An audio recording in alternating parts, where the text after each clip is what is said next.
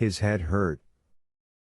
Victoria began walking again almost immediately, leading Langdon away from the relief.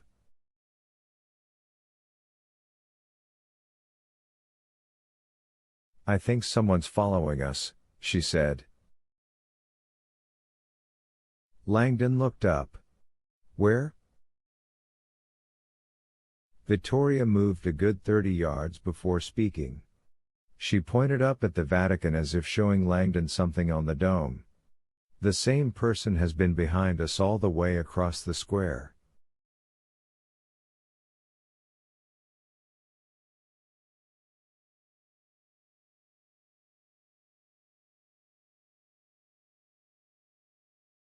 Casually, Victoria glanced over her shoulder. "Still on us."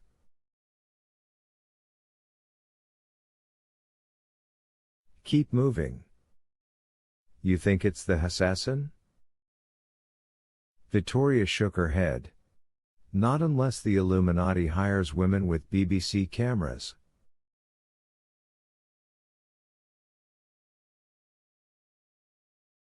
When the bells of St. Peter's began their deafening clamor, both Langdon and Victoria jumped.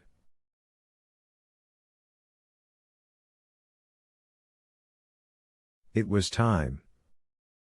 They had circled away from West Penente in an attempt to lose the reporter, but were now moving back toward the relief.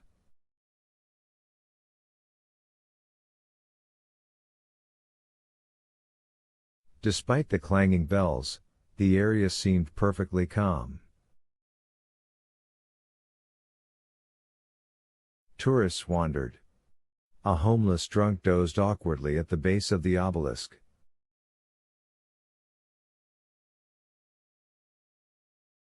A little girl fed pigeons. Langdon wondered if the reporter had scared the killer off. Doubtful, he decided, recalling the killer's promise. "I will make your cardinals media luminaries."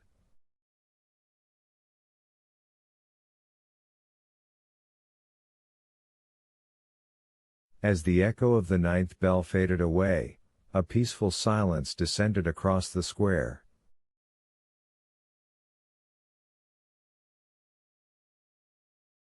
Then, the little girl began to scream. 75. Langdon was the first to reach the screaming girl. The terrified youngster stood frozen, pointing at the base of the obelisk where a shabby, decrepit drunk sat slumped on the stairs.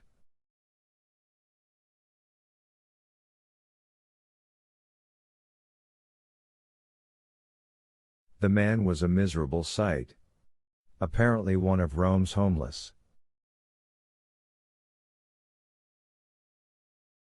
His gray hair hung in greasy strands in front of his face, and his entire body was wrapped in some sort of dirty cloth.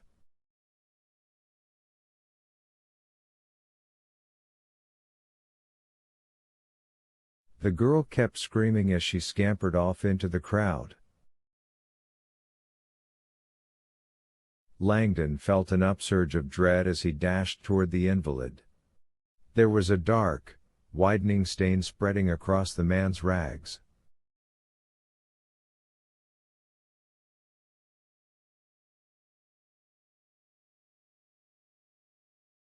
Fresh, flowing blood. Then, it was as if everything happened at once. The old man seemed to crumple in the middle, tottering forward.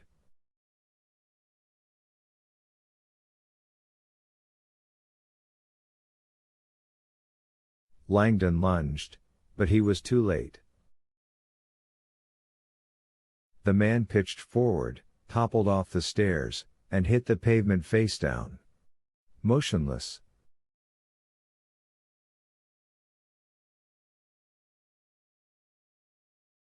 Langdon dropped to his knees. Victoria arrived beside him. A crowd was gathering. Victoria put her fingers on the man's throat from behind.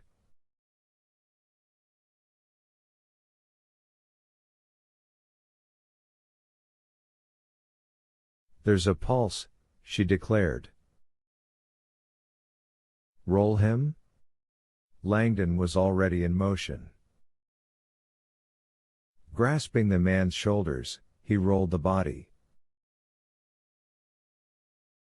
As he did, the loose rags seemed to slough away like dead flesh. The man flopped limp onto his back. Dead center of his naked chest was a wide area of charred flesh.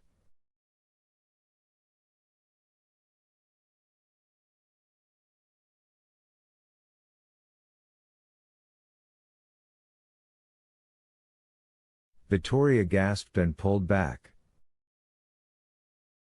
Langdon felt paralyzed, pinned somewhere between nausea and awe. The symbol had a terrifying simplicity to it.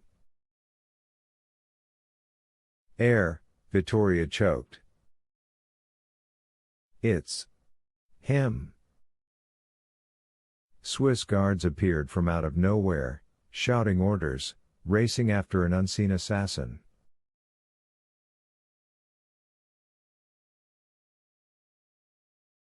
Nearby, a tourist explained that only minutes ago, a dark-skinned man had been kind enough to help this poor, wheezing, homeless man across the square. Even sitting a moment on the stairs with the invalid before disappearing back into the crowd.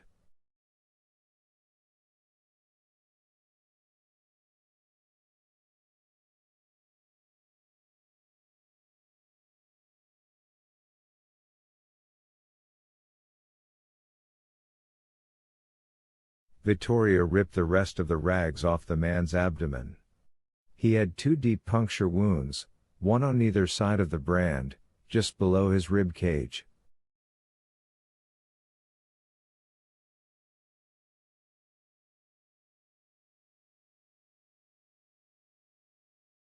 She cocked the man's head back and began to administer mouth to mouth. Langdon was not prepared for what happened next.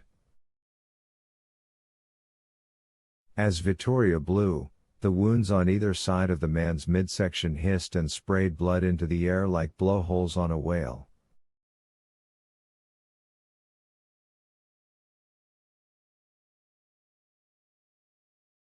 The salty liquid hit Langdon in the face.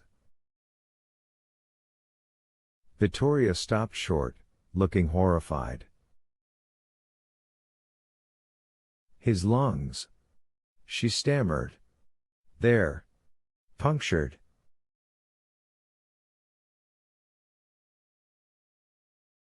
Langdon wiped his eyes as he looked down at the 2 perforations. The holes gurgled. The cardinal's lungs were destroyed. He was gone. Vittoria covered the body as the Swiss guards moved in. Langdon stood, disoriented. As he did, he saw her.